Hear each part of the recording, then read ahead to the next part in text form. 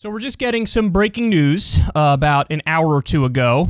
Apparently, Colin Powell, and I'm going to say his name Colin. It's spelled Colin. If I didn't hear other people say it, I would say Colin. But people say colon. People pronounce it all sorts of different ways. I don't know how he wanted it pronounced, but it says Colin, so I'm just going to say Colin from now on, even though I'm probably not going to have to say his name ever again. But so Colin Powell passed away at the age of 84, and he died from COVID. Now, he was also fully vaccinated. More on that in a little bit. We're going to get to more of that a little bit later. But first and foremost, I wanted to talk a little bit about the reaction. So there has been a colossal outpouring of support, and a lot of people calling him an American hero. And this leads into the age-old conversation that we have every time somebody well-known dies or some very political figure dies. The question is, what is the proper etiquette and decorum in terms of dealing with their record and dealing with either the good things that they've done or the colossal harm that they've caused? And Colin Powell is actually a very, very, very interesting case, because this is a man who had fantastic PR. Even though he was one of the most important, one of the key players, one of the most consequential figures in helping to lie us into the Iraq War. Now, some of the people who listen to the show are pretty young. There's a lot of millennials who listen to the show, some Gen Xers, fewer boomers, maybe a handful of silent generation folks. But for the Gen Z people who are watching this, who might not know the ins and outs and the details of Colin Powell, so he, of course, worked his way up the ranks in the military, and he became our first African-American Secretary of State. And as George W. Bush's Secretary of State, he famously went to the UN and held up a vial to make the case that, look, Saddam Hussein has weapons of mass destruction, and here's some evidence of his weapons of mass destruction, and therefore, we got to do what we got to do. We got to keep the world safe. America has to invade. America has to protect democracy and freedom around the world and get rid of the big bad dictator. That was the defining moment of his legacy and his life. And what you're seeing in the media is almost no commentary on that whatsoever. And instead, the focus is first African-American Secretary of State. So he gets praised over that. And you're seeing that he was disillusioned with Donald Trump and the Republican Party. And so he left the Republican Party. He endorsed Barack Obama in 2008, and he endorsed Joe Biden in 2016. And so towards the end of his life, he was a much bigger supporter of Democrats because he felt like the Republicans had gone insane.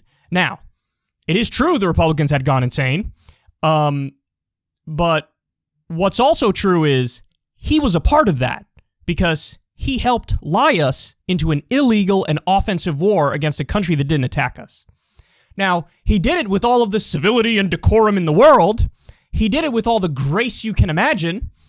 He put on a very good veneer and facade of polite society, but he helped lie us into an illegal and offensive war that led to the deaths of at least 200,000 innocent civilians. Some estimates have upwards of 1 million innocent civilians, and of course, wasted trillions of dollars. Military-industrial complex price gouged us to the high heavens.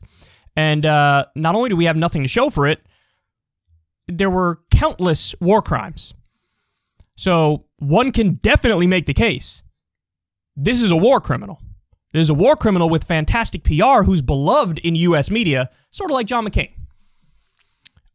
So there's an article the media I put out. I'll read you a little bit from it. The headline is, "A Genuine American Hero. The death of Colin Powell sets off massive bipartisan tribute." And I'll just read you some of this. Powell, who, despite being fully vaccinated, died from COVID-19 Monday at the age of 84. Again, more on that later. Hold your horses on any conclusions you might have on that front. Was lauded Monday morning as a trailblazer and a towering figure in American life. He served as Secretary of State and Chairman of the Joint Chiefs under former President George W. Bush. He was the first African-American to hold those positions.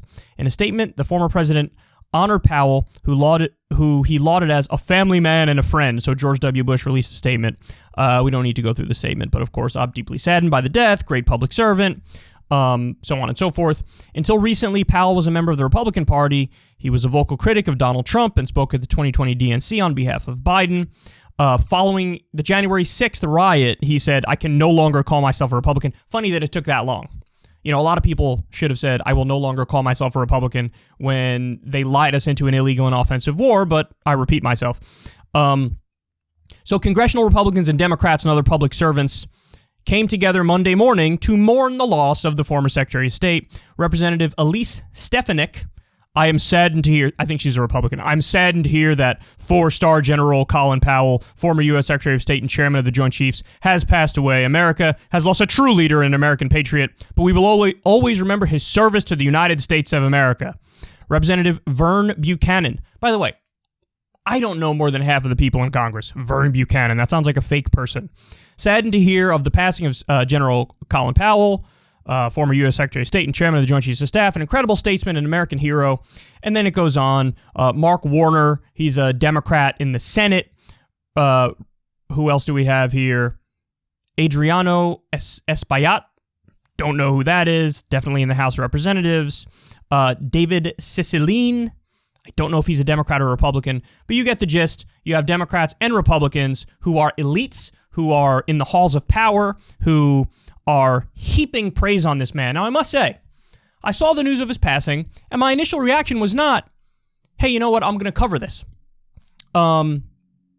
Because the legacy is complicated. Is it wonderful that he was the first black Secretary of State? Absolutely. Is it wonderful that he held many other positions where he was the first African-American in that position? Sure, absolutely. But since he is a war criminal, and he did help lie us into an illegal and offensive war, I was like, you know what, I'm just going to let this one slide and not cover it because, again, my instinct is I never want to tap dance on anybody's grave because I do think there's something that's non-lefty about that and anti-humanitarian about that. But last time we had this conversation, I did sort of lay out my ground rules for you guys, and there's one part I mentioned which reoccurred to me, let's say. Even if somebody's a piece of garbage with their opinions, and they're a colossal asshole, and they're a bigot, or whatever, I look at those people and I still can't say, you know, I wish harm on them or I wish death on them, because that says a lot more about you than it does about them. Because it's not like the penalty for being a colossal asshole should be death. Like, you should die as a result of that. Because then, again, there's something that's non-human about that in a way that disturbs me, and it's sort of like an authoritarian response, and, you know, like wishing ill on everybody who doesn't agree with you seems fucked up. But I did say, and I stand by this, I do have one real reservation on that front, which is war criminals. If somebody's a war criminal, and honestly, you know, I probably make an exception as well for hardcore criminals, serial killers, things of that nature. No, I actually don't think that instinct makes sense on that front, especially when there is a bunch of heaping, fawning, over-the-top praise and a flat-out deflection and obfuscation from the real record and the crimes that were committed. And that's what's happening with Colin Powell. It's so positive. It's so overwhelming. It's so over the top that now I feel like I have to come out and say, hey, just FYI, so everybody knows, he helped lie us into an illegal and offensive war that killed minimum hundreds of thousands of innocent civilians, maybe over 1 million innocent civilians. And, you know, there's a great tweet from Alex Perrine who said, here, actually, you know what? Let me read it to you, because if I try to retell it, I'm going to fuck it up in about 14 ways. Here it is.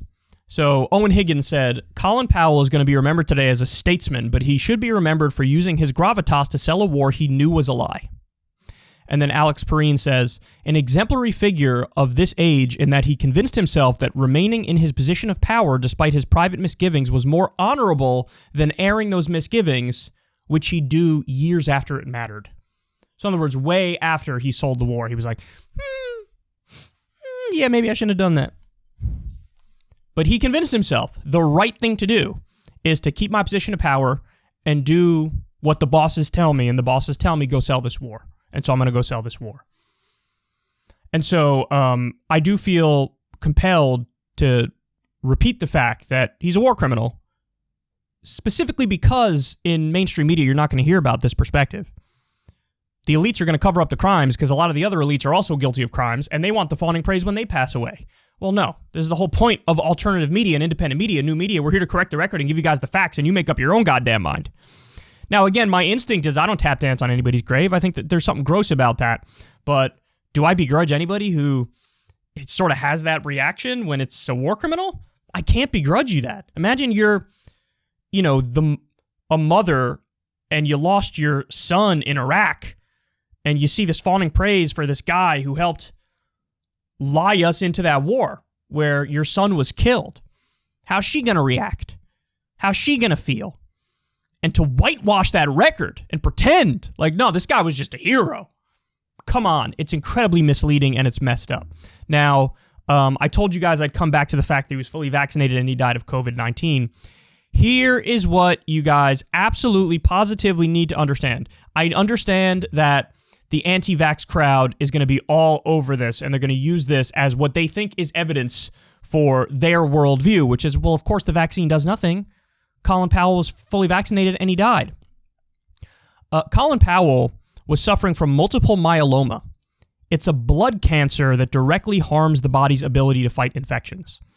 So he's 84 years old. He has a blood cancer, which makes you not able to fight off infections well. And then also, I just learned, he apparently had Parkinson's too. 84 years old, blood cancer, Parkinson's, vaccinated, but ended up dying of COVID. Now, in fact, I'll throw it up on the screen for you guys right now, just so you get a sense of this. This is in The Guardian. A French study of over 22 million people finds vaccines cut severe COVID risk by 90%. 90%.